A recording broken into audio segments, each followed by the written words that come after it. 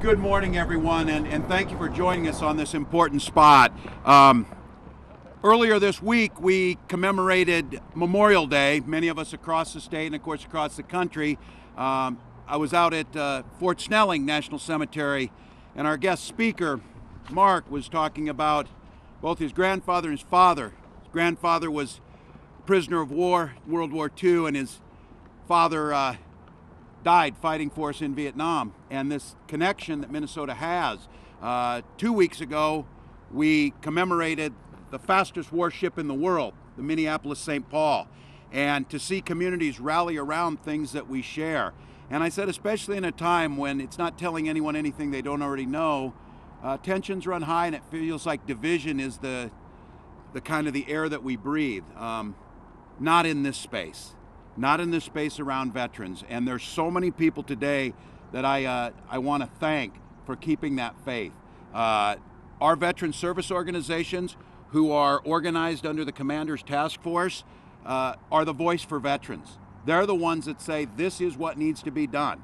They're the ones that make sure that partisan politics stays out of what are the best policies for veterans, and they bring that forward. And I have to tell you, Commander Haugen is not with us. Trent is here and others. You're going to hear from Tom.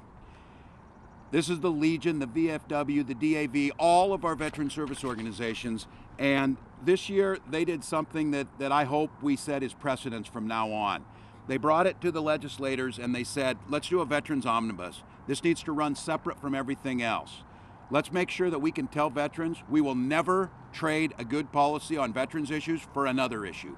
We will never put you in the last minute negotiations. We will simply move the policies, debate the policies, fund the policies that make the biggest impact on veterans and their families. So a huge thank you. Our two chairs, Chair Eklund and Senator Lang, fabulous work, but there are so many. You're going to hear from Senator Duckworth, Representative Zhang, and I'm going to give a special point of personal privilege shout out to Representative Detmer. Everybody here knows Representative Detmer because he is a legendary legislator, especially in the space around veterans. When you come to the Minnesota Capitol, that's your go-to person.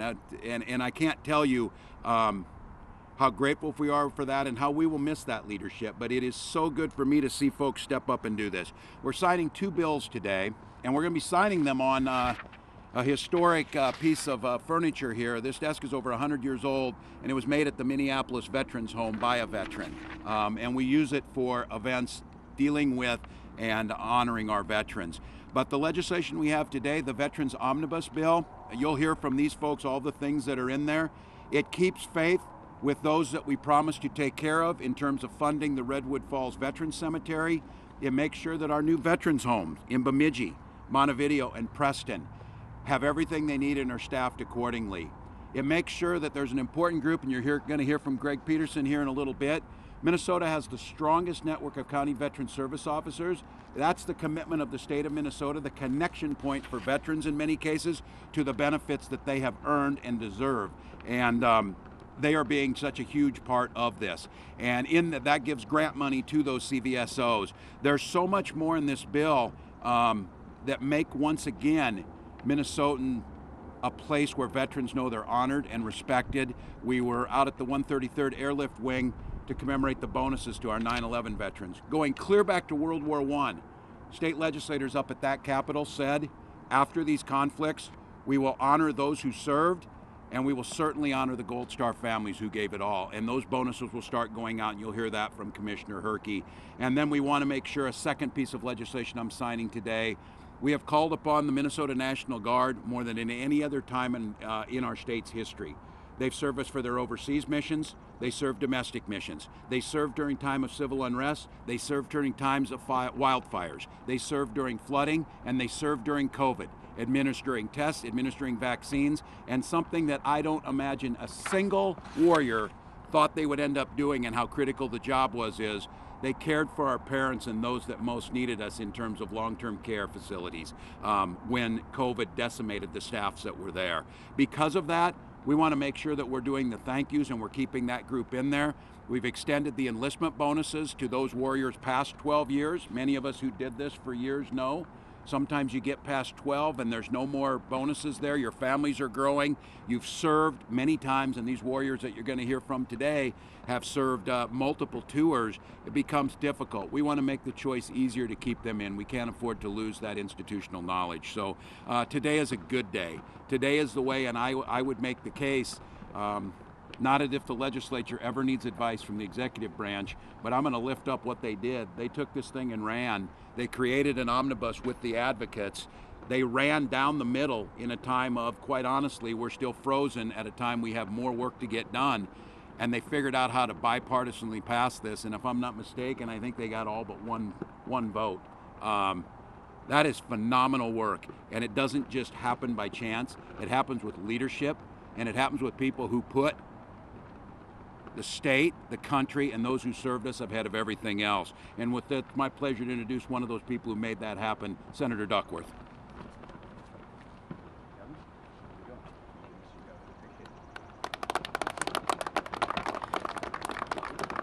Well, good morning, everybody. It's a beautiful Minnesota day. I apologize, I feel a little out of uniform. I came here to show support, didn't realize I'd have the great honor to share a few remarks, so I appreciate your time, and I'll echo much of what the governor said when it comes to the bipartisan approach to ensuring that we put our veterans first, we make them a priority, and that we're passing good legislation on their behalf and recognizing the service that they provided, not only the state of Minnesota, but our country as well. I want to give a special thanks to Senators Lang, Howe, Anderson, Herr, Uyghur, and Newton, who all serve on the Senate Veterans Committee. And if you ever want to see an example of bipartisanship in action, just watch the Veterans Committee and how that's approached by both Republican members and Democrat members, and the fact that we're putting veterans and their loved ones first in the priorities and legislation we're bringing to bear in the state Senate. I'll be short and sweet. It was just Memorial Day weekend, so it would be remiss if I did not take time to honor those who have sacrificed their lives in service to this nation over the many generations of Americans who have fought on behalf of defending our freedom and values that we stand for here in the U.S. and the state of Minnesota. And last but not least, I also want to make sure we acknowledge their loved ones. Oftentimes we talk about, we praise, and we show great respect for our veterans and our service members, and we forget the importance of the sacrifice that their loved ones also make. The husbands, the wives, the children, the mothers, the fathers, who sometimes don't get to welcome their loved one home because they gave their all in service to our great country. It's so very important that we remember them, and we understand that the legislation that we pass honors our veterans and it honors their loved ones. And last but not least, as the governor mentioned, over the last couple of years especially, the Minnesota Army and National Guard has been called upon to do truly remarkable and unprecedented things, whether it was responding to civil unrest or helping combat the pandemic. Minnesotans have seen the men and women of the Minnesota Army and National Guard step forward and be of tremendous service, and right now I believe they're doing work up north to help with natural disasters. So please do us all a favor. If your friends, your neighbors, your families, they're veterans or they're members of the National Guard, thank them for their service, and know that we're always looking for good men and women to step forward and continue Minnesota's longstanding tradition of tremendous service. So thank you all very much.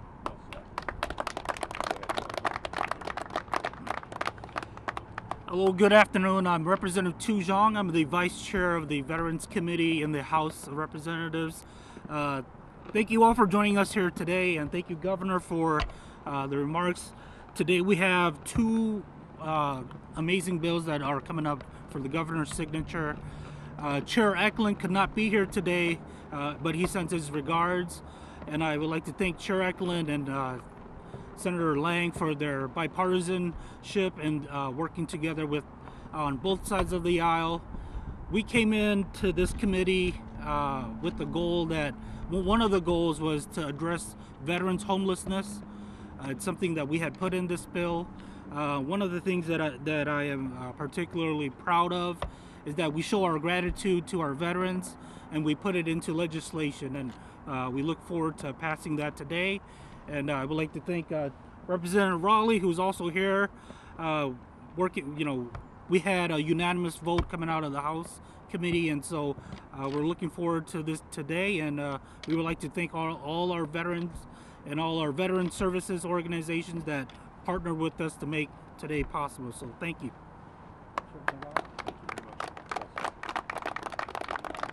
State Representative Donald Raleigh, and I want to provide a short perspective on where I think we need to go next, and that is veteran suicide prevention.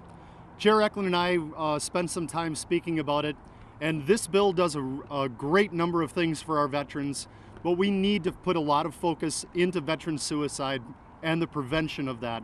That's going to be, again, I hope, a bipartisan issue and something that all of us can work together. You're seeing today the bipartisan nature that we can bring to this type of a situation, and this is the type of legislation that I'm looking forward to helping craft as we get into the next session. Thank you very much. I'm going to associate myself with the remarks of the representative. He's exactly right. This is an issue, and it's one that you have my full commitment to work with you on this. The work that we did in the United States Congress on the Clay Hunt Suicide Prevention Act is a step forward, but here in Minnesota we know there's more to do, and I'm just glad that we've got a commissioner of here in Minnesota, somebody who, you've heard me say this many times, I had the privilege of being his first sergeant when we were in, and someone who's made this commitment to veterans homelessness alleviation, veteran suicides, and of course this package, Commissioner Herkey. Thank you very much, Governor Walz. It's an honor today to recognize the passing of the first Veterans and Military Affairs Omnibus bill passed by the Minnesota legislature, at least in recent history. Our more than 304,000 Minnesota veterans raised their right hand to defend our country, and they deserve to be supported and receive the benefits that they've earned for the service that they have completed. The veterans' voices today have been heard. Voices were heard when the hundreds of veterans were here on the Capitol on April 20th during the annual Veterans Day on the Hill. And voices were heard again when the legislature voted almost unanimously to support this bill. And voices were heard again when the governor signs this bill into law. I want to take a special moment here to thank two individuals that worked behind the scenes tirelessly. A special thank you to Trent Delks from the DAB, the legislative director, who has helped mobilize the veterans, and also to Tim Engstrom from the American Legion, who again worked tirelessly behind the scenes to make sure that those veterans' voices were heard. A little bit more on what the governor said as it related to the use of this funding. I believe that every veteran deserves a home. I believe that most Minnesotans believe the same thing. Therefore, ending veterans' homelessness is a priority and will remain a priority for the Minnesota Department of Veterans Affairs. This legislation will help us in many ways. The first and foremost, it'll fund one of our strongest partners, which is the Minnesota Assistance Council on Veterans, or MACV. It'll continue their efforts to get affordable housing for veterans with high barriers. This is a difficult area with the veterans that are currently on our Veterans Registry. Today we have 266 veterans that are currently homeless in Minnesota. This bill will also provide funding for temporary housing options for both veterans and former service members experiencing homelessness. And it'll also help us with the outreach to make sure that we take care of all of our veterans that may be homeless in Minnesota. Our goal is for the state of Minnesota is to be the 4th state to end chronic veterans homelessness, and these resources that were provided today will be critical in getting to that goal. As a second area of focus, as the governor said, we have 3 homes that are currently under construction in Preston, Montevideo, and in Bemidji. Those homes were in need of additional funding to add back some amenities that were taken out early in design, and to also fully furnish those homes so that we could get them open in the midpoint in 2023, in the summer of 2023. These 3 homes will provide almost 200 additional beds for the state of Minnesota. This is important for greater Minnesota veterans, for which many of them have to now, in order to be in a home, their families have to drive several hours to get to one of our existing facilities. We are also dedicated, as the governor said, to take care of our veterans at the end of life. Our 3 state cemeteries are currently located in Duluth, in Preston, and Little Falls. But there was a big gap there in southwestern Minnesota. We needed another cemetery in order to be able to, again, take care of those veterans and their families in that area. There's over 25,000 veterans that will be utilizing this new state cemetery just in Redwood County, just outside of Redwood Falls. And the legislation that we received out of this bill will allow us to open that cemetery this fall, actually on November 11th, Veterans Day of this year. Lastly and finally, those veterans who have served since September 11th, 2001 needed to be recognized.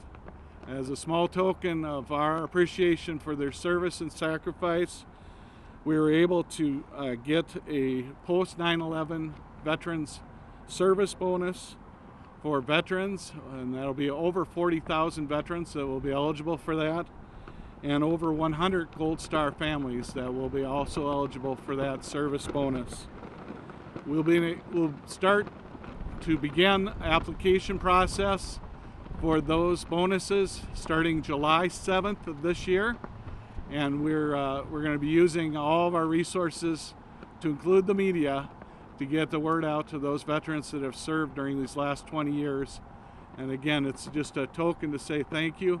This is something the state of Minnesota has done for every conflict since World War I.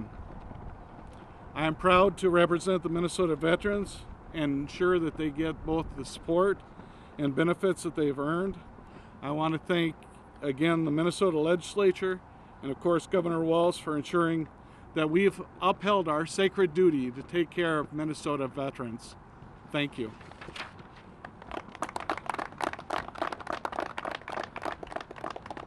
And yesterday I received an email from Representative Detmer, and he asked me to say a few words on his behalf. I've asked Commissioner Herkey to share my remarks today as my family and I are traveling out of Minnesota. The signing of today's Veterans Omnibus Bill for Minnesota veterans and currently serving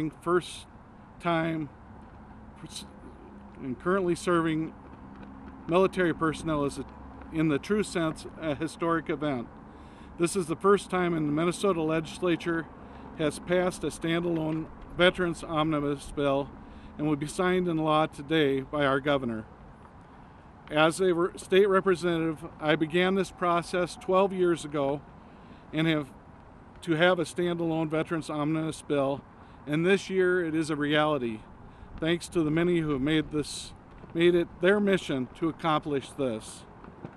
First, the veterans community, but led by the commanders of the Commanders Task Force, or CTF, the United Veterans Legislative Council, or UVLC, and the Military Action Group, or the MAG. Second, the following individuals played a big role in the legislative session. Representative Rob Eklund, Chair of the House Military and Veterans Affairs Committee, Senator Andrew Lang of the Senate Military and Veterans Affairs Committee, and Representative Mike Nelson, State Government Finance Chair. Also, Senator Mary Kiffmeyer, State Government Finance Chair, Trent Delks, Legislative Chair, the DAV, Department of Minnesota, and also includes his support staff, John Hultquist, Veterans Researcher, and Rebecca Mead, his legislative assistant. Third, our veteran family community has expressed their support for several years for a standalone omnibus bill, and it is my hope and prayer that today's signing will set a precedent for the future omnibus bills. Those are the words from Representative Detmer. Next, I'd like to introduce from the Commander's Task Force, Commander Tom Fernland from St. Cloud. He is one of the commanders on the Minnesota Commander's Task Force. This group includes 8 of the Minnesota's congressionally chartered veterans organizations.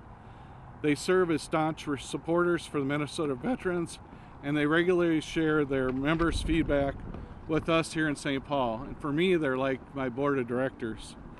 The Commander's Task Force has been a strong supporter of a Veterans Omnibus bill and the important funding it provides to the Minnesota Department of Veterans Affairs and to veterans programs. Tom, of course, is also the commander of the American Legion Department of Minnesota, and he serves on several committees from legislative to baseball to veterans rehabilitation. He's an Air Force veteran who has served 10.5 years employed in the Persian Gulf War.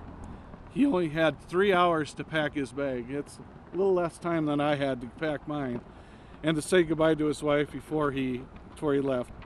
Please welcome Commander Fernland.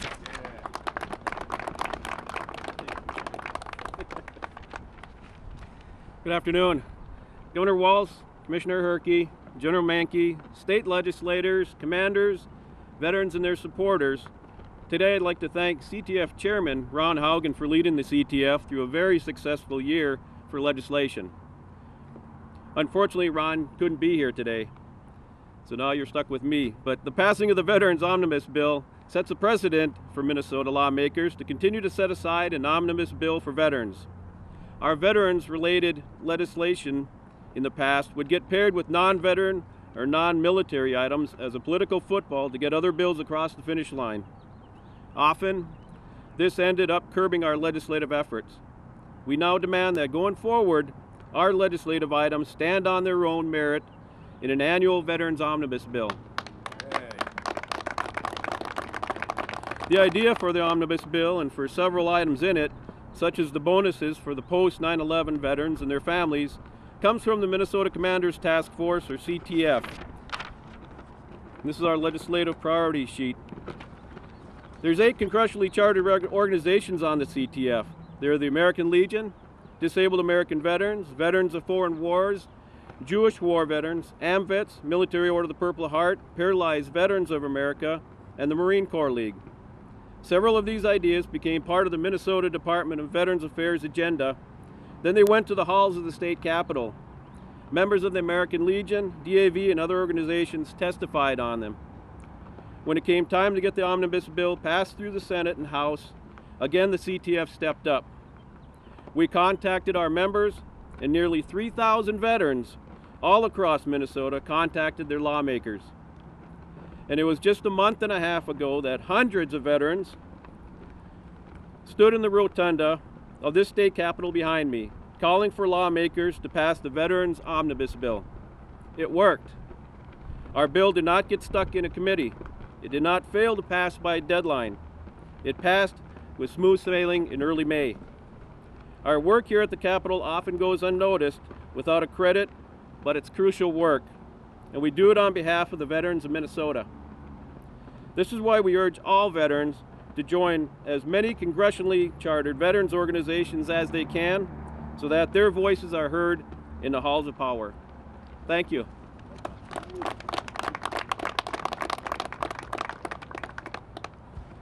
Our next speaker I've known for quite a while. It's Greg Peterson. He's the past president of the Minnesota Association for County Veteran Service Officers, or MACVSO. Greg is a County Veteran Service Officer in Brown County, and he's held that role since 2004. Greg has retired from a 24-year career, again from the U.S. Air Force. Please welcome Greg Peterson. As the governor said, 3 days ago, we mourned our nation's war dead. And we heard the 157-year-old order by President Lincoln that our government shall care for the veteran and their widow and their child. Collectively, we represent 500,000 Minnesota veterans, their widows, and their children. We are delighted that the House and the Senate collaborated and brought this bill to the governor's desk to become law. New funding will allow service officers to attend specialized training at no impact to the local levy. That saves taxpayers dollars and guarantees each county gets an expert veterans advocate. I'm proud to say that we're a member of the collective effort of the Commander's Task Force, United Veterans Legislative Council, the Military Action Group, our legislators who are veterans, and our governor who's a veteran. We are Minnesota veterans seeking to improve the lives of Minnesota veterans. Although there's many of us, we come with one voice. Thank you very much.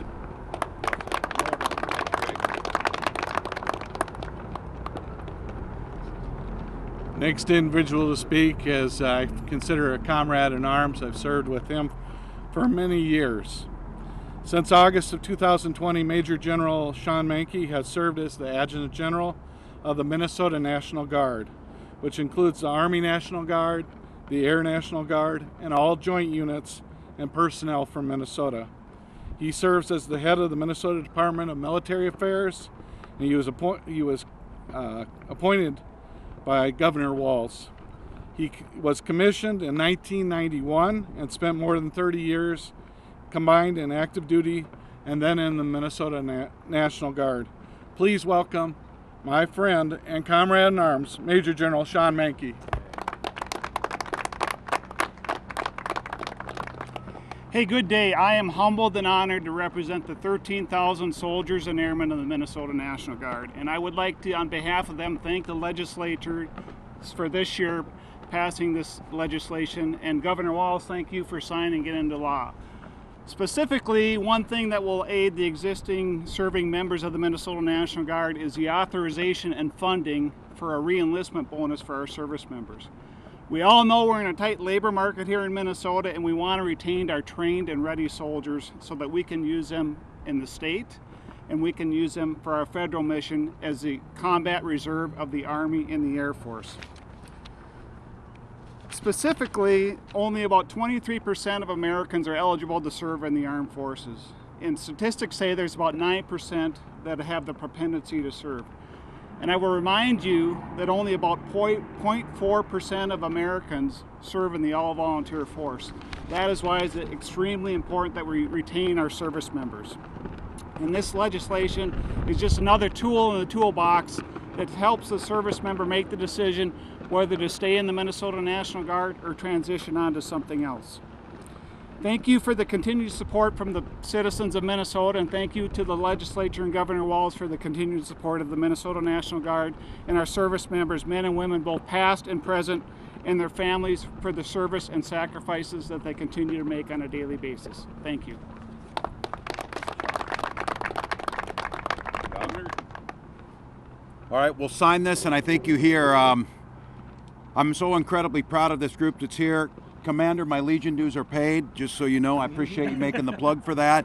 And I think while we honor that sacrifice with this bills and with this funding, this group of folks here honor their sacrifice by showing that democracy works and that when you listen to people, you can make a difference. Those folks who fought and many who died gave us the privilege of walking in that building up there in a democratic society, working together to solve solutions. These legislators proved it can be done. So with that, we will sign it.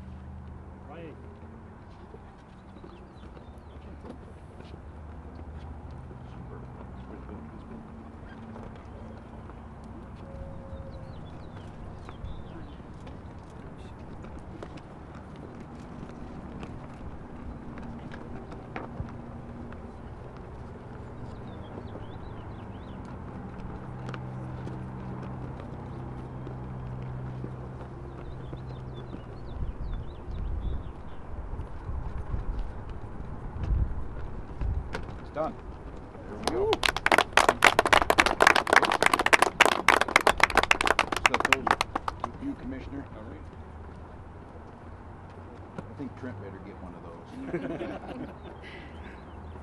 Somebody had to have this idea.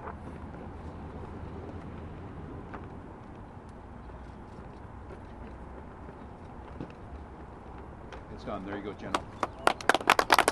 Thank you. Well done. Well done, everyone. Thank you. Great work. Yeah, let's do a photo, then we can take some questions. So folks that... Senator Duckworth will be glad to answer all your questions. Here we go. Can we do that right here? Get up here. That's my word. Got Gotta do our- this. Turn sideways on this side and then turn sideways. All right, here we go. I'm the same size sideways You and get to forward. be straightforward. I'm no different either way. So perfectly square or round. I've heard a hand in front of the belly flops.